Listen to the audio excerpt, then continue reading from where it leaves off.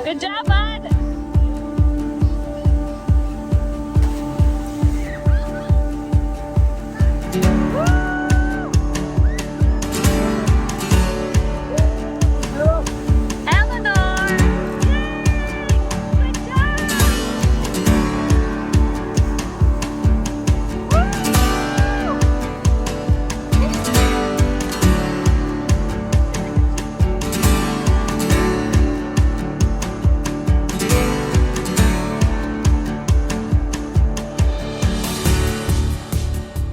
Hi there. It's been a while since we have made a video, so I just wanted to make a short medical video and share some of the stories from the last couple of weeks. And I think I have some friends joining me for this short video.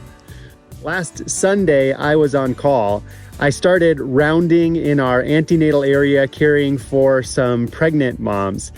And one of the moms I saw, I had seen earlier in the week, and she was close to term pregnant from pretty far away. And she came into the clinic because the health center said that her baby was lying transverse. So it was lying sideways in her belly instead of head down. Now, babies that are lying transverse typically need to go for a cesarean section and can't be delivered vaginally. But in the clinic, I scanned her and there was quite a bit of water. And so I did what's called an external cephalic version, where we flipped the baby and flipped the baby head down, and it went really easy and baby was head down. And one funny story, she told me that the worker at the health center said that if she wanted to get the baby to be head down, she needed to go under a big waterfall, and she needed to put her belly underneath the waterfall, and that the water from the waterfall would help flip her baby upside down. I don't think she actually tried that. But anyway, I was seeing her again on Sunday because after I had sent her home from clinic, a few days later, she unfortunately felt a sudden movement and she felt the baby turn inside of her belly. And then she went into labor and she came back in, and sure enough, the baby had flipped and was lying transverse again. So I told her, I said, well, if we can't get baby to go head down, baby's going to need to go for a cesarean section.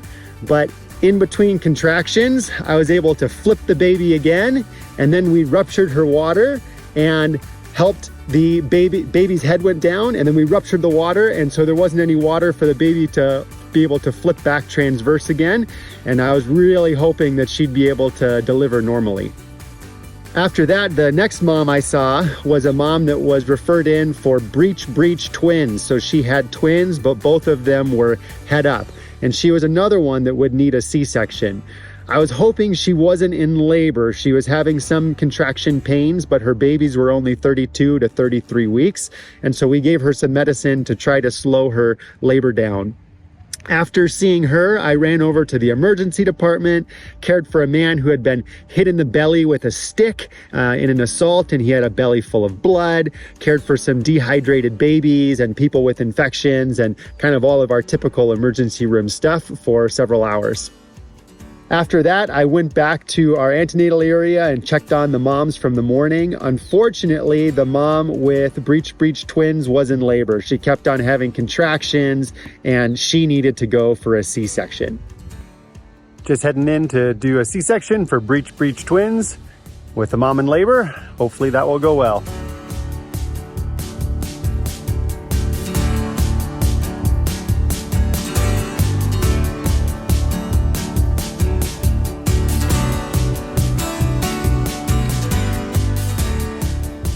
C-section thankfully went great. A little baby boy and a little baby girl, both who were bigger than was estimated by her dates, which is great. So they were crying, vigorous, and healthy. So that's good. After that, I discovered that the mom from the morning that we had flipped her baby in between contractions, she was able to deliver vaginally, and it saved her from going for a C-section. So that was great news. The following day, I was in clinic and I happened to walk over to our antenatal area, and I walked by one of the curtains and our nurse or midwife, Betty, was helping vacuum out a baby for a mom that was just not quite making it in labor. Well, it has been a busy day in clinic. I was just over in D ward for another patient when one of the nurses said, Dr. Jake, we need you.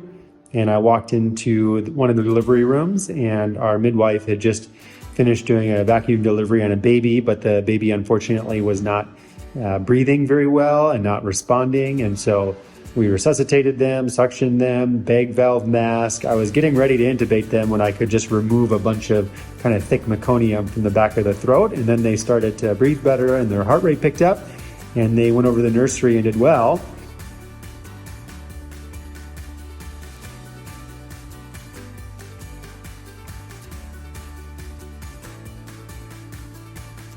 And then I walked about a minute later over to another delivery room, and there was a mom that had been referred from another health center for not being able to deliver her baby despite pushing for many hours.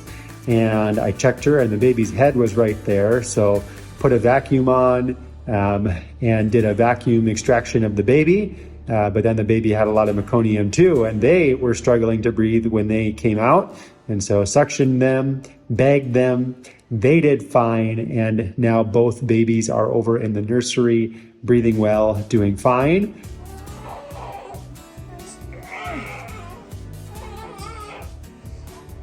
Freedom. Freedom.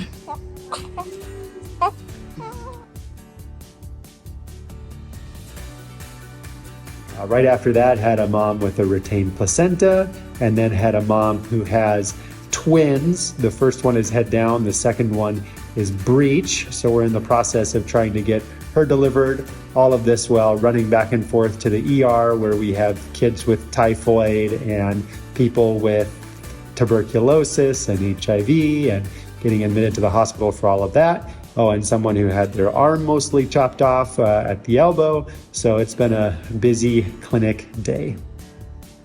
So in the matter of about 10 minutes, had resuscitated 2 babies and done CPR on one. After that, we took them over to our neonatal area. We put both of them on something called bubble CPAP, which is a really amazing tool in a medical setting like ours.